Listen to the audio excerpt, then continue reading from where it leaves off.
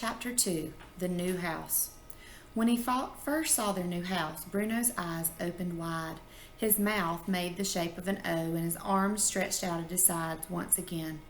Everything about it seemed to be the exact opposite of their old home, and he couldn't believe that they were really going to live here. So do you think that's a good thing or a bad thing? You think he was like, because it was good, or because, he's like, oh no, I can't believe this? I'm thinking probably the opposite, because he says it wasn't anything like his old house. The house in Berlin had stood on a quiet street, and alongside it were a handful of other big houses like his own, and it was always nice to look at them because they were almost the same as his house, but not quite, and other boys lived in them who he played with if they were friends, or steered clear of if they were trouble. The new house, however, stood all on its own in an empty, desolate place, and there were no other houses anywhere to be seen, which meant there would be no other families around and no other boys to play with, neither friends nor trouble. The house in Berlin was enormous, and even though he'd lived there for 9 years, he was still able to find nooks and crannies that he hadn't fully finished exploring yet. There were even whole rooms such as Father's office, which was out of bounds at all times and no exceptions, that he had barely been inside. However, the new house had only 3 floors, a top floor where all 3 bedrooms were, and only 1 bathroom, a ground floor with a kitchen and dining room, and a new office for Father, which he presumed had the same restrictions as the old one, and a basement where the servants slept. Okay, y'all, so he's saying this house isn't as big as the other one, but I'm still thinking, oh my goodness, like 3 floors, a place where your servants sleep, like it's still a pretty incredible place.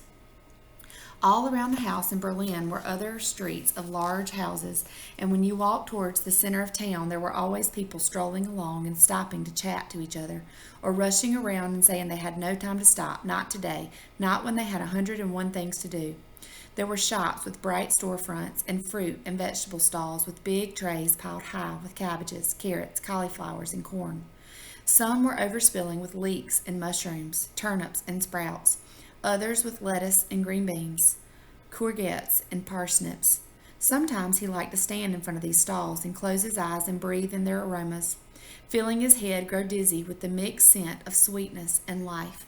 But there were no other streets around the new house, no one strolling along or rushing around, and definitely no shops or fruit and vegetable stalls.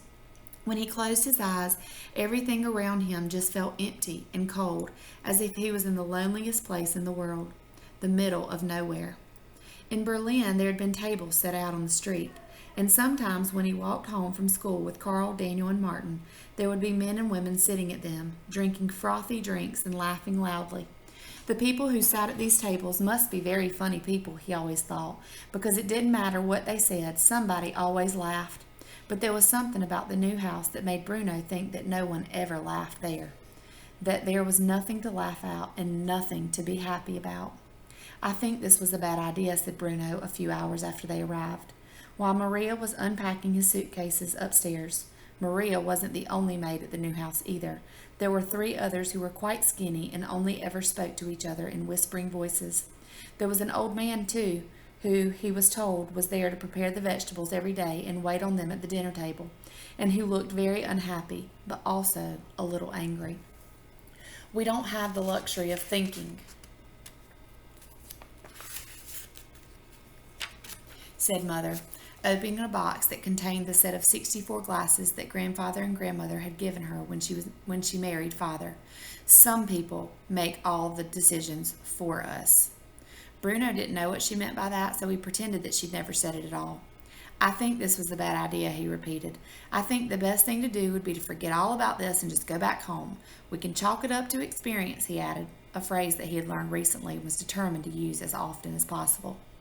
Mother smiled and put the glasses down carefully on the table. I have another phrase for you, she said. It's that we have to make the best of a bad situation. Well, I don't know what to do, said Bruno. I think you should tell Father that you've changed your mind. And, well, if we have to stay here for the rest of the day and have dinner here this evening and sleep here tonight because we're all tired, then that's all right. But we should probably get up early in the morning if we're going to make it back to Berlin by tea time tomorrow. Mother sighed. Bruno, why don't you just go upstairs and help Maria unpack? She asked. But there's no point unpacking if we're not going to. Bruno, just do it, please, snapped Mother. Because apparently it was all right if she interrupted him, but it didn't work the other way around. We're here. We've arrived. This is our home for the foreseeable future, and we just have to make the best of things. Do you understand me? He didn't understand what the foreseeable future meant and told her so. It means that this is where we live now, Bruno, said Mother, and that's an end to it. Bruno had a pain in his stomach, and he could feel something growing inside him. Something that, when it worked its way up from the low depths inside him to the outside world, would either make him shout and scream that the whole thing was wrong and unfair and a big mistake for which somebody would pay one of these days, or just make him burst into tears instead. So he's just very unhappy about this. He just does not understand. And obviously his mom doesn't either, but she feels like she doesn't have a choice. He couldn't understand how all this had come about. One day he was perfectly content, playing at home, having 3 best friends for life, sliding down banisters, trying to stand on his tiptoes to see right across Berlin.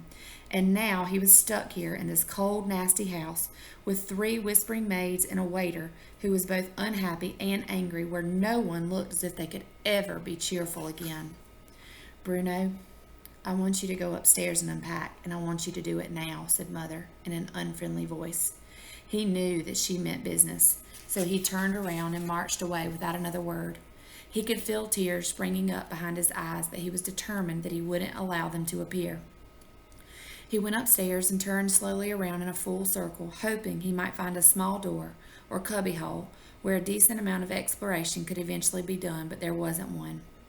On his floor, there were just 4 doors, 2 on either side facing each other. A door into his room, a door into Gretel's room, a door into Mother and Father's room, and a door into the bathroom. This isn't home, and it never will be, he muttered under his breath as he went through his own door to find all his clothes scattered on the bed and the boxes of toys and books not even unpacked yet. It was obvious that Maria did not have her priorities right. Mother sent me to help, he said quietly, and Maria nodded and pointed towards a big bag that contained all his socks and vest and underpants.